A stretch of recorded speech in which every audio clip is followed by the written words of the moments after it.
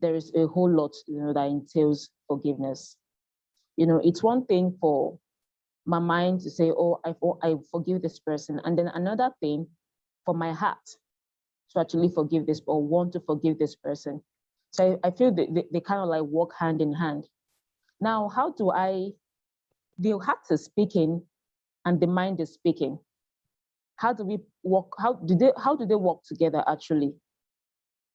And when you want to forgive somebody, you genuinely want to forgive the person, but it's just so hard. How do you do that without bearing any grudge after with your true intention? All right, so forgiveness. Forgiveness. You cannot forgive. You cannot truly forgive without understanding. Of course, you cannot understand without knowledge. You cannot forgive without understanding. Okay, so let's take a deeper dive on that. So somebody did something to you. What could somebody possibly do to me that would bring up this idea of should I forgive him or should I not forgive him? So whatever he does to me, I'm thinking beyond what he did. First of all, I remember all of these laws that we already discussed. The law of compensation. So what would somebody do to you that, remembering the law of compensation, that whatever is mine would always come to me, will not help you?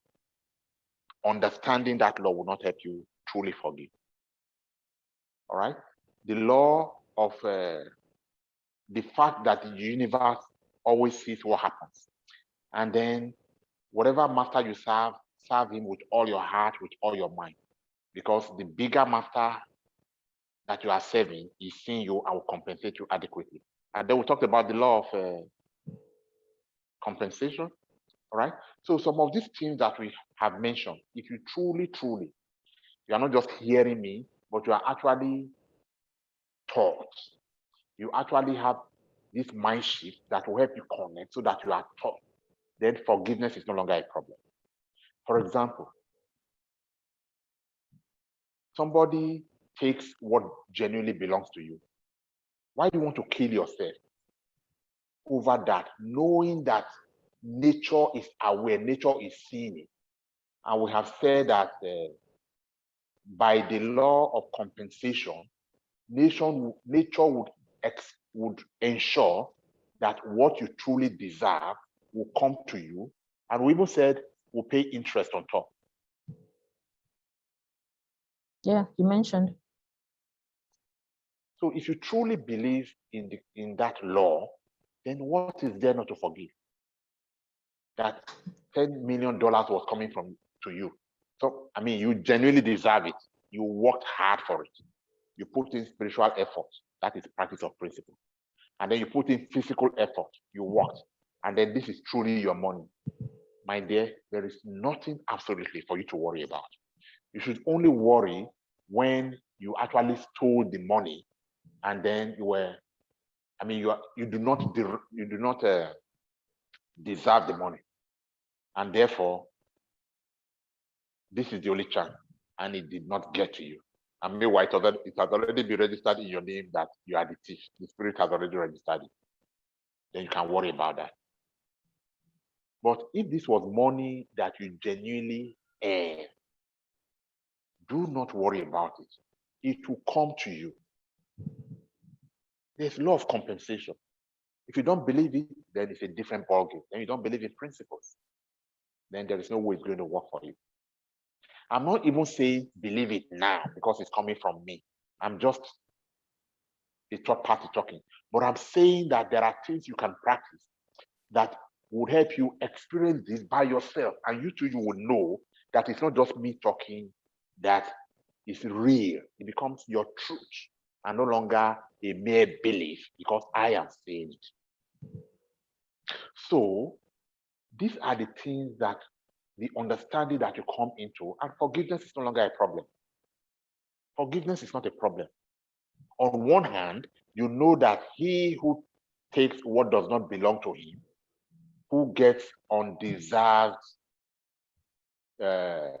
gratification, would suffer for it. So whether you cannot even go to nature and say, nature, please don't punish him, let him be, like the man on the cross attempted to do. It's already written for him.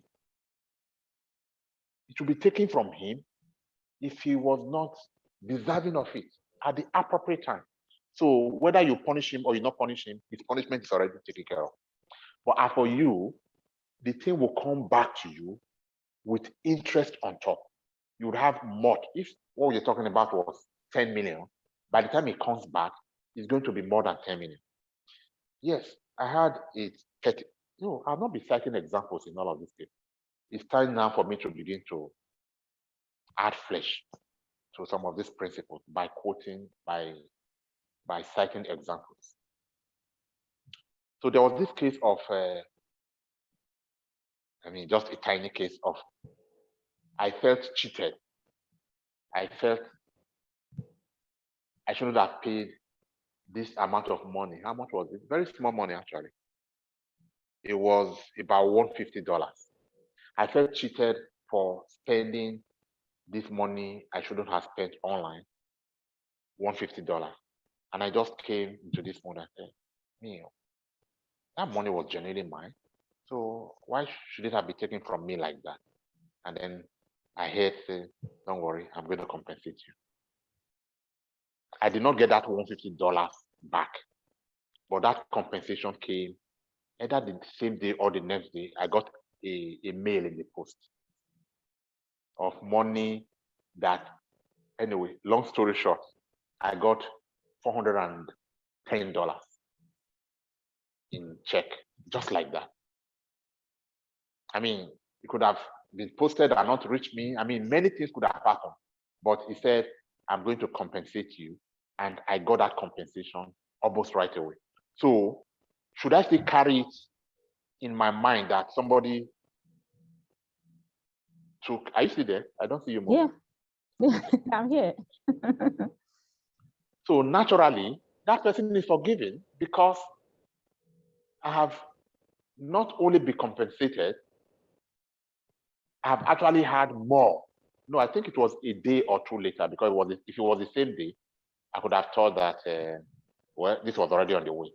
Anyway, but beyond that,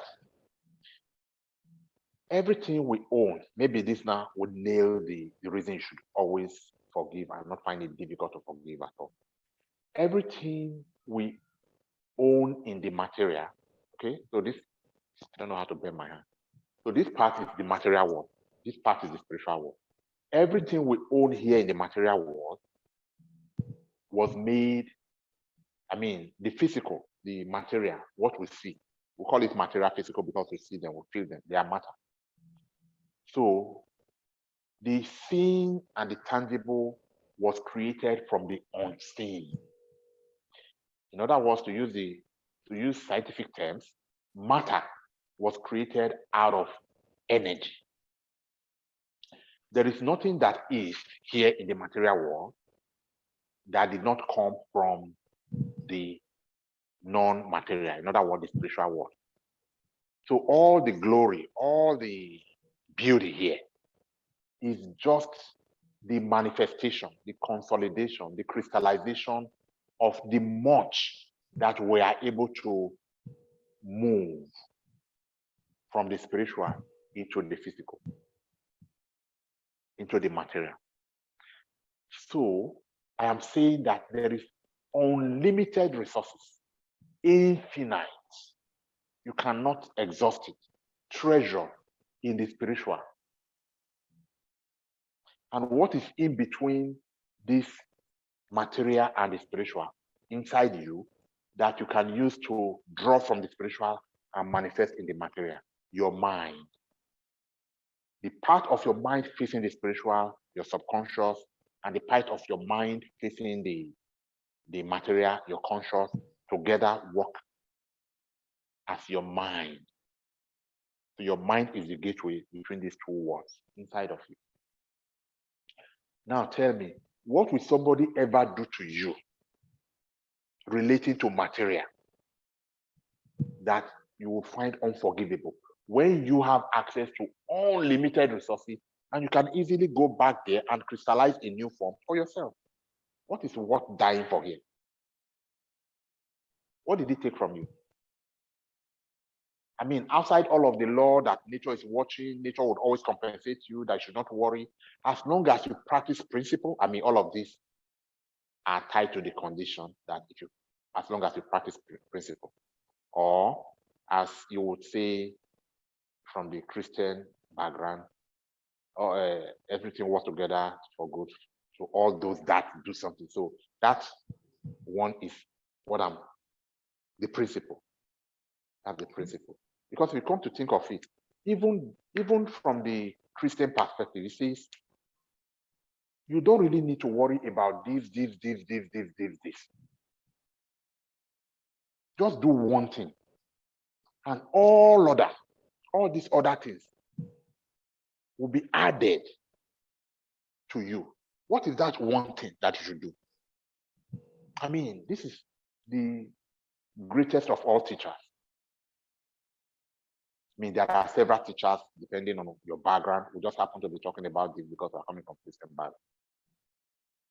Even the greatest of all teachers is saying, he was asked, sorry, I'm diverting a little.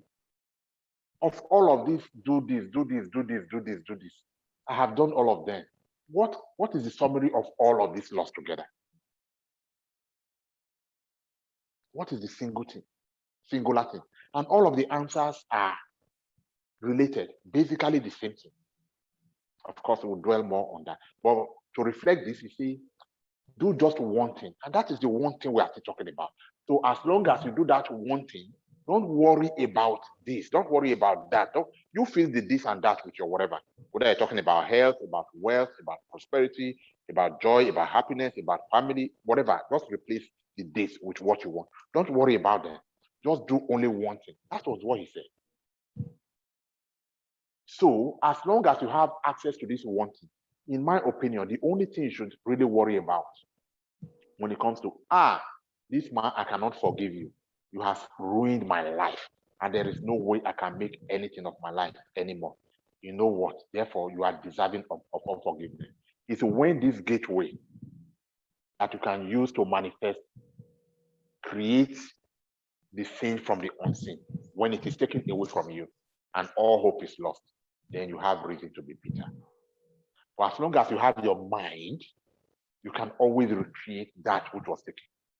Therefore, you have no reason not to forgive.